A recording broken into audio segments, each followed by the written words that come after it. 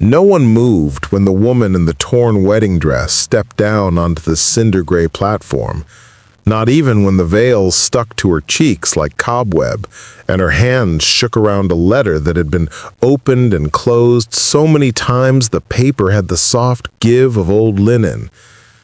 The noon sun flared against the rails, the locomotive sighed, and still no carriage rolled forward. No bouquet lifted, no laugh rose. The only sound with any pulse came from the far end of the station, where a knot of children chased dust and each other in a loop of light. One boy stopped in that loop, as if a string had been yanked from inside his ribs. He looked at the woman, really looked, brown eyes like river stones catching sunlight, and pointed. The words left him with the simple certainty of weather. "That's my mama." The adults laughed as if wind could be scolded. The woman's breath misstepped. The letter slid from her fingers and turned once in the air like a white leaf before settling into grit. Before we begin this journey, if stories of grit, grace, and second chances carry you a little farther down the road than you thought you could go, tap subscribe and ring the bell. Out here, we gather every week in the long light for tales that refuse to quit. Your one click keeps these campfires burning and brings you to the front row for the next heart that finds its way home. Wyoming Territory, 1890. The station at Bitter Creek had been set down at the seam between prairie and hills and then abandoned to the elements, a bone the wind could not finish. Paint peeled from the clapboard walls in thin curls. A telegraph wire sang when storms thought about forming miles away. The station master leaned into a post in the lazy way of a man who'd learned to count hours by the shuffle of boots, not clocks. The woman in the wedding dress moved to the bench as if gravity had more claim on her than the rest of the world. Silver-gray silk, once made for aisles and music, now held the bruises of soot and distance. The hem had drank from puddles all the way from Laramie to here. Every station had left a mark. She sat. She pressed the heel of one hand to her mouth as if to keep herself from coming completely apart. And then she looked out over the prairie like a person who has loved an ocean and comes back to find the tide receded past memory. Her name had been buried in careful places for years, but it still fit. Mara Whitfield, daughter of a banker who wore disappointment the way others wore coats. Not so much a name as an assignment, he'd taught her. Not so much a life as a ledger. She remembered his study the way a person remembers a fever. Dark wood, glass decanters, a silver pen catching firelight as it clinked against porcelain. She had been made to sign more things with that pen than she could recall, papers that choked out the air in rooms and made the door seem smaller. The day the letter in her hand had been written, the pen shook in her grip, because bones know when they are being turned into tools. She had slipped the first message to a boy with a red scarf in the alley behind the post, paying him with the buttons off her own coat. The second had been pushed through the cracks near the floor of a locked room. The third had been the one she carried now, because it had never left her. On the bench at Bitter Creek, she swallowed the taste of iron and dust, and the space between heartbeats filled up with a face she had not seen in 4 years, except in sleep. The face of a rancher who had smelled of sun and saddle leather and water from the well.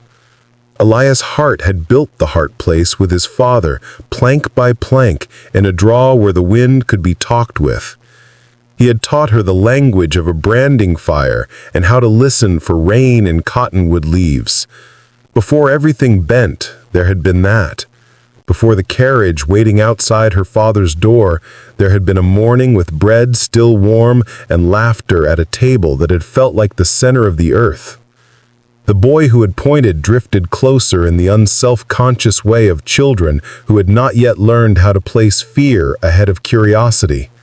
4 years old, maybe 5, sun-browned to the color of toasted crust, He wore a vest that had been taken in twice and still hung crooked.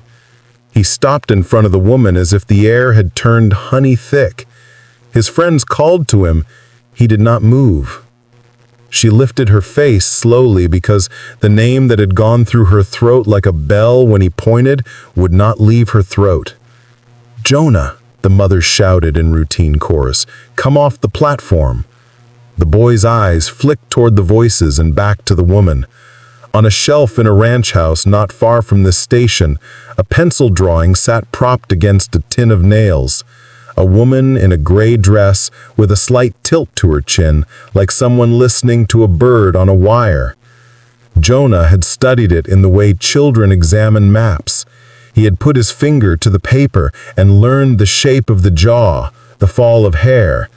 When he saw the woman step from the train, the lines on the page lifted like smoke and rearranged themselves into a person. Mara stood with emotion that cost her.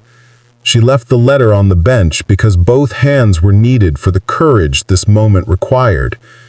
She moved as if the boards beneath her might opt to swallow her before she reached the boy. The station master watched without interest. The older couple on the bench whispered expectations and names for what they did not understand. Mara took in the boy's eyes like a remedy she had been denied, and then turned toward the road as if someone had pulled a string connected to bone. She did not ask permission. She would not survive another gate closing in her face. The Hart place lay on the far side of a low ridge, fences gray and learning to lean, pastures combed by cattle and wind in equal measure. A cottonwood stood like a sentinel at the corner of the house, scarred by lightning that had traveled down its trunk and exited through a root years ago, leaving a smooth channel like a healed wound. As Mara reached the gate, her dress dragging now with the weight of wet earth, she saw Elias working the chopping block with the grim concentration of a man looking for answers in the simplest tasks. The axe bit wood with a rhythm that could have been anger or prayer. When he looked up, the blade paused in air. He saw features no dream had managed to reproduce and went very still. The world narrowed to the stretch of space between two people who had once known, down to the millimeter, the measure of each other's breath. He stepped back just once, as if hit. A small body tucked itself behind a fence post, fingers worrying the hem of a shirt. That was when Mara's legs failed her, and the road climbed up to meet her like a hard mercy. Her hands found the iron of the gate and held on as if the metal could be made into a story that ended differently. There had been so many doors bolted between her and light that she almost did not understand this one could open. She pressed her forehead to the iron, dragged in air that tasted of cut wood and horses, and did not lift her head when footsteps crossed the yard. The door to the house shut with the heavy sound of wood promised to weather.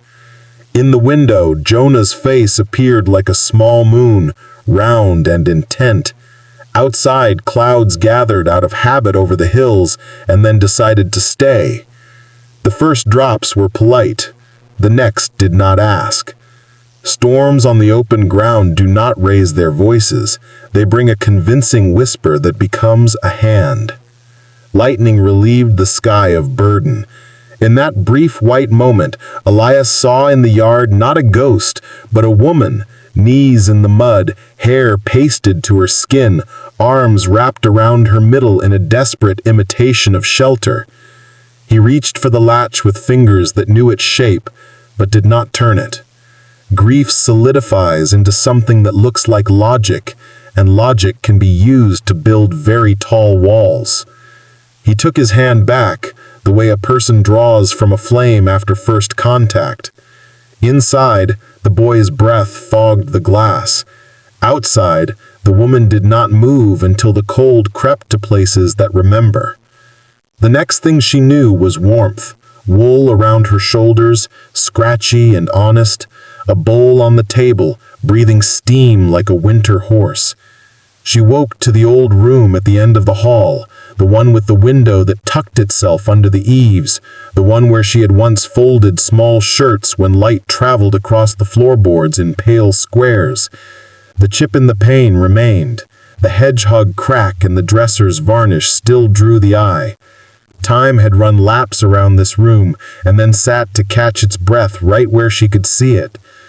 The blanket smelled of lanolin and smoke.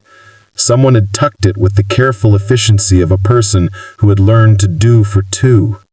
She lifted the spoon with hands made unreliable for hunger, kept it steady by will alone, and tasted kindness. Very little in the years since the carriage had offered that flavor. Memory, when it comes like a flood, does not ask whether the person has learned to swim. A locked room. A wrist tied so tight the scarf left an imprint that would take months to fade. Water withheld, as if thirst might make obedience. The drone of her father's voice through a door, not raised, never raised, the way a knife in a sheath does not need to shout to remind you what it is. The sound of paper sliding across wood, the weight of a pen. A name forced to sit beside another on a line that pretended to be holy. The letter that finally found hands brave enough to carry it had been stained before it left the room, not with ink, but with a thumbprint from a jailer careless enough to bleed. She put the spoon down when the floorboard in the hall spoke. Elias entered with a wet cloth and a bottle, and the kind of caution reserved for wild animals and old hurts. He crossed to the washstand, gathered a shattered glass with a rag to keep from cutting his hands, and kept his eyes on the work. His face had turned into something carved by weather. The jaw had learned to set. But around the eyes, the skin betrayed him. Tenderness remembers its way back to the surface without a map. He left the bottle and the cloth and moved toward the door. He did not ask questions. There are questions people save for when they are alone, so no one can see whether the answer lifts or destroys them. In the night, the storm returned as if it had a list and had forgotten something. Thunder rolled over the hills, a long animal. A small sound cut through the house, then again with urgency. Fever had come the way a thief enters, fast and without apology. Elias found Jonah twisted in sheets, heat rolling off him like August. The boy's lips trembled in a shape that used to be a word. Elias's hand knew wet cloth, knew cool water, knew fear without needing to name it. And then the front door opened so hard a chair ricocheted against the wall, and the woman from the station came in with rain streaming off her hair into her collar and something steeled in her face that turned the room into a place where only one thing mattered. She moved toward the bed the way a mother moves when there is no law left in her but one. The scarf from the dresser crumpled under her fingers as she reached for the boy's face. The room became a plan. There was a parson at the far curve of the road who could be counted on for medicine and a fire. He kept horehound in jars and willow bark in bundles, and had the kind of hands that did not shake. The trail was a ribbon of mud and intention. Elias lifted the boy and did what strength is for.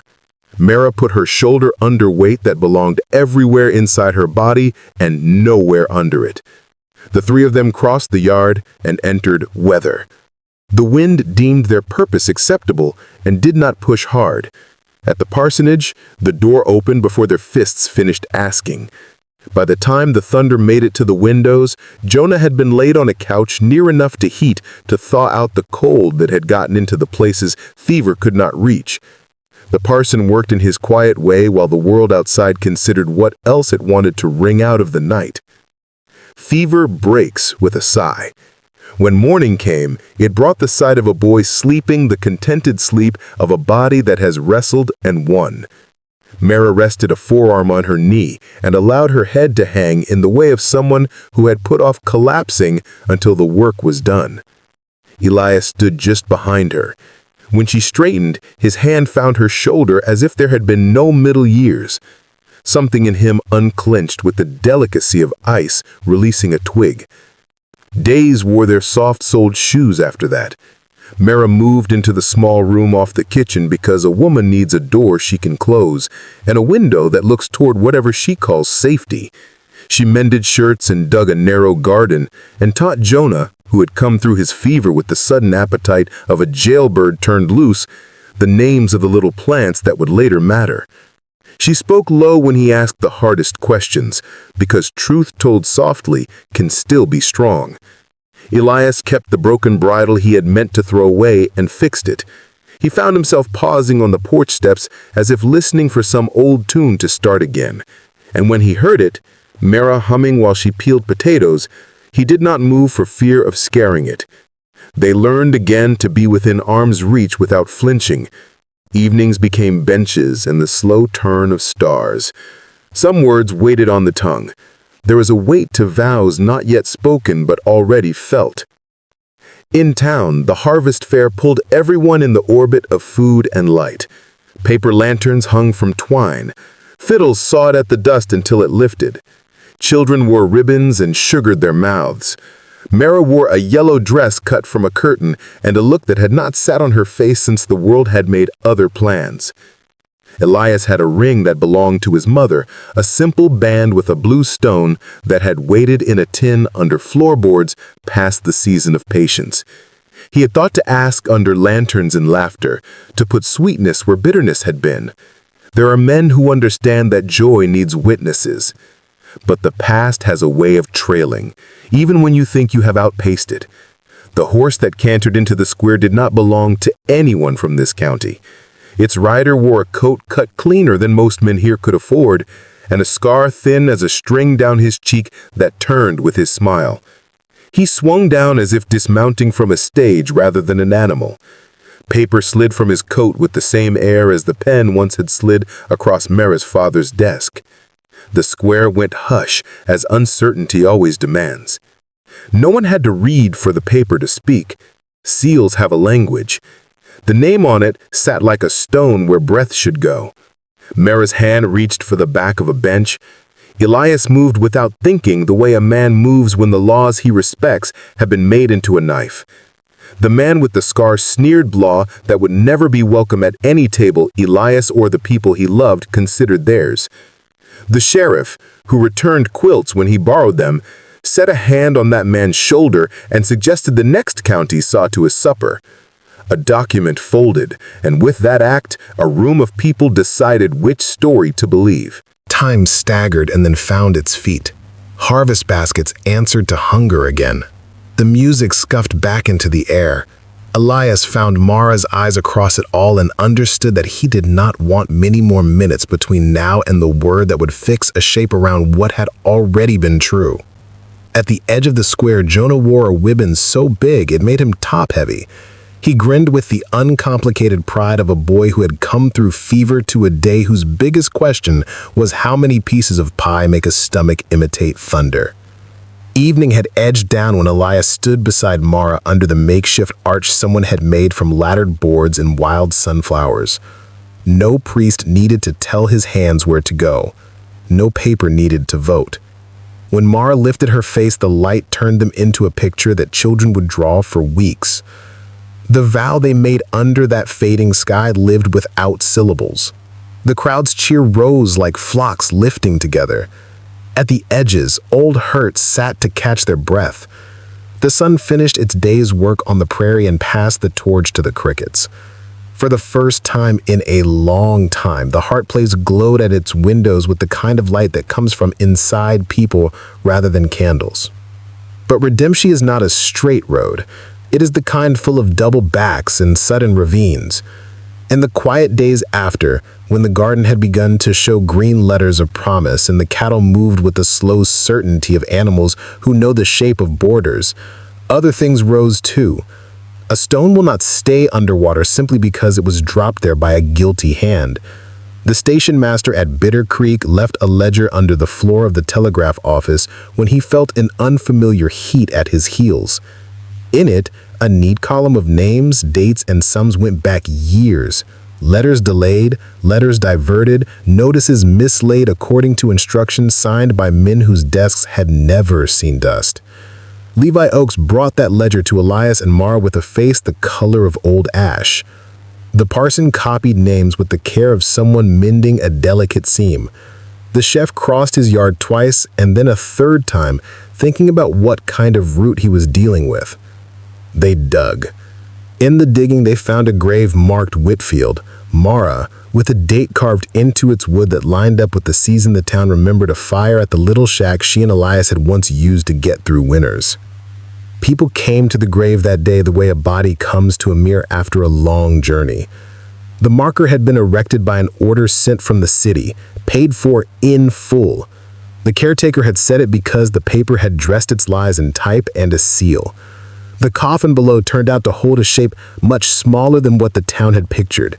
A woman, yes, but not this woman.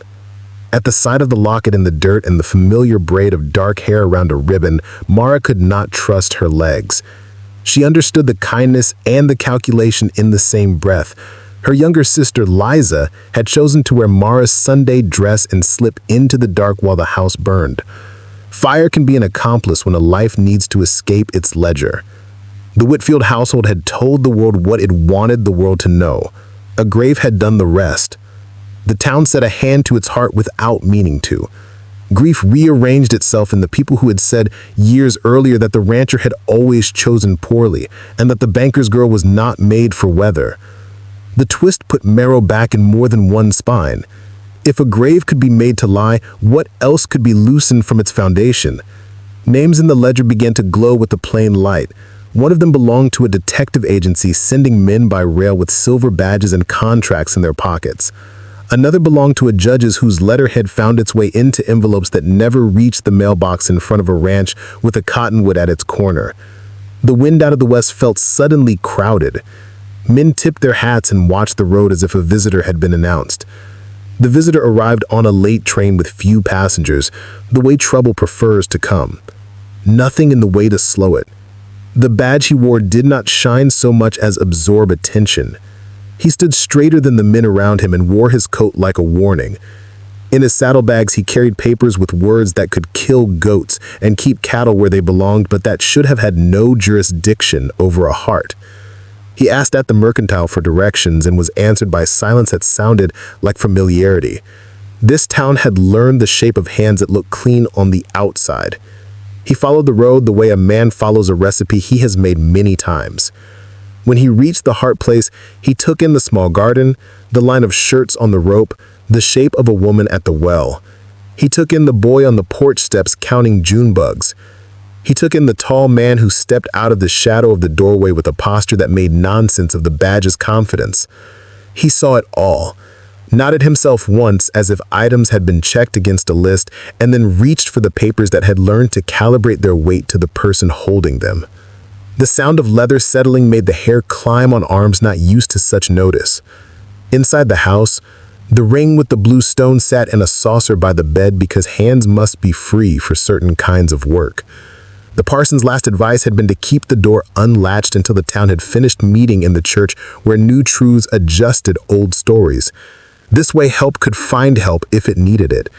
The door stood ajar. Dust motes traveled the small roads in the light. A fly made its own argument on the rim of a jar. The man in the coat put one boot on the bottom stair and paused for the drama of it. He called in a voice that had been trained to sound official without rising. Paper rustled. The name he said landed in the yard like a rock. The boys had lifted fast. The woman at the well set the bucket down softly because metal against stone can tell panic if you do not take care.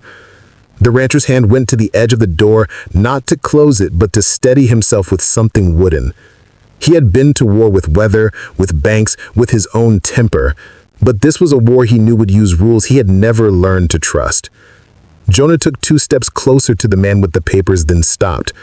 He tilted his head the way he did when a meadowlark sang a phrase he could almost place. Recognition moved across his face like cloud shadow. He reached with one hand and touched Mara's skirt in the exact place he did when nights still turned thick around his bed sometimes, and he needed assurance that morning had not changed its mind. He whispered a memory not to the rancher but to the cloth itself.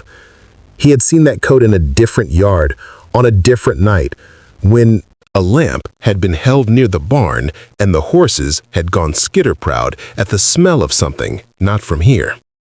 He remembered a ring on a gloved hand, not a wedding band, but a signet with a crest that might once have belonged on paper in a banker's study. The signet caught light now as the man lifted his palm to explain the charge.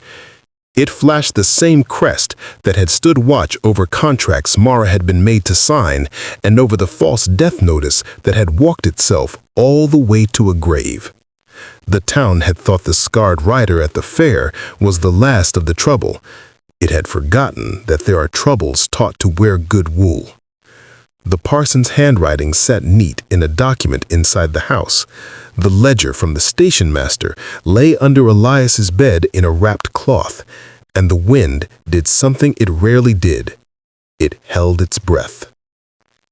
Then another sound laid itself across the yard, thin and metallic, the way a line draws tight before it snaps. The up-click of a hammer pulled back on a revolver somewhere not immediately visible. It did not belong to the man on the step. He wore his steel at his hip like a negotiated threat, not a live one. This sound came from the corner of the house, where the cottonwood threw a shade that threw a lie if you weren't careful.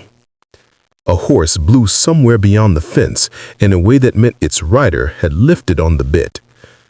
At the junction of road and yard, a second coat appeared, then a third, 3 kinds of law in 3 different cloths, none invited, all with the easy timing of men who have listened at enough windows to learn when to knock.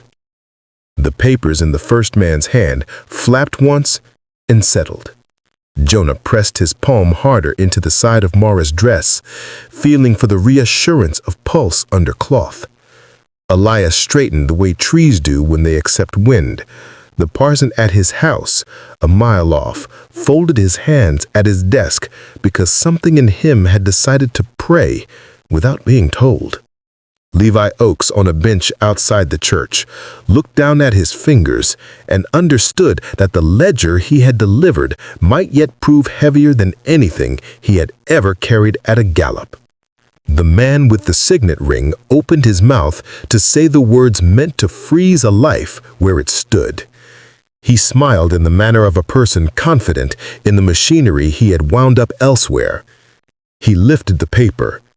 The sound at the corner clicked once more, steady as a clock. And that is where the day held itself, not releasing either outcome. The next breath would decide which story got to call itself true. If a town could lean, Bitter Creek leaned with every shoulder it had. If this tale has settled against something in you, if you carry even a stitch more hope now than you had at the station, make sure you're following along. The trail ahead is narrow and the switchback comes fast.